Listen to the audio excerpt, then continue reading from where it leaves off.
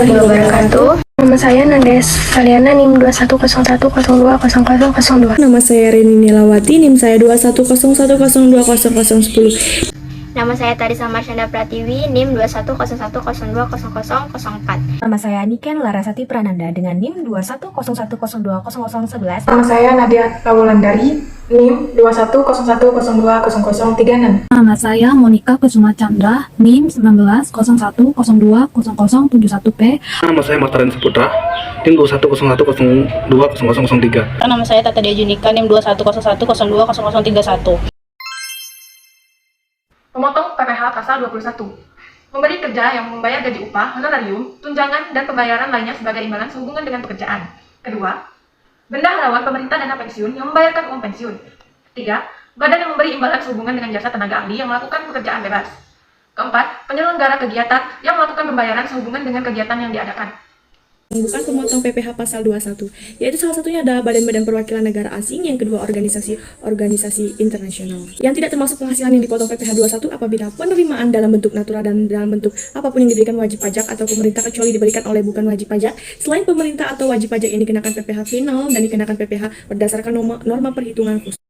Siapa saja yang tidak termasuk pemotongan PPh pasal 21, yaitu hadapan penerima penghasilan yang tidak akan dipotong. Penerima penghasilan adalah seorang pejabat perwakilan diplomatik dan konsulat dari negara asing. Dengan demikian, penerima penghasilan merupakan orang-orang yang dibantu pada pihak yang bekerja dan tinggal di Indonesia. Subjek PPh pasal 21.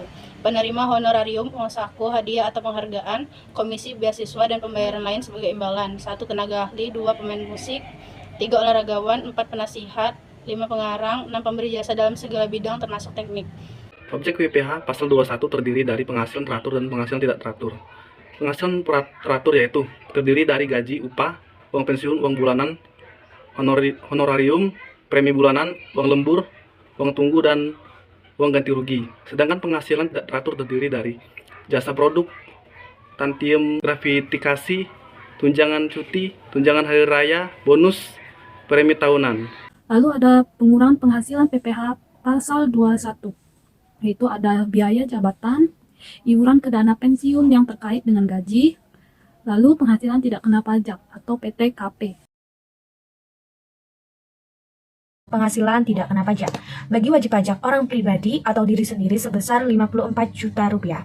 Bagi wajib pajak yang kawin memperoleh tambahan sebesar 4.500.000. Untuk PTKP bagi istri yang berpenghasilan yang digabung penghasilannya dengan suaminya sebesar 54 juta rupiah. Dan bila ada tambahan maksimal 3 orang tanggungan, keluarga sendiri, keluarga kandung, dalam suatu garis keturunan, semenda atau anak angkat sebesar 4.500.000. Tarif PPh orang pribadi. Menurut Undang-Undang PPh, lapisan tarif pertama, penghasilan 0 sampai 50 juta dikenakan tarif 5%. Lapisan kedua, penghasilan di atas 50 sampai 250 juta dikenakan tarif 15%.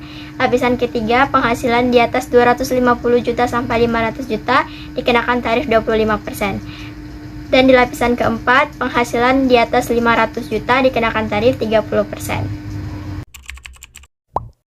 Bapak Budi bekerja di PTA sebagai pegawai tetap. Beliau mendapatkan gaji pokok 5 juta sebulan dengan tunjangan transport dan makan 1 juta sebulan. Beliau belum berkeluarga dan tidak memiliki tanggungan.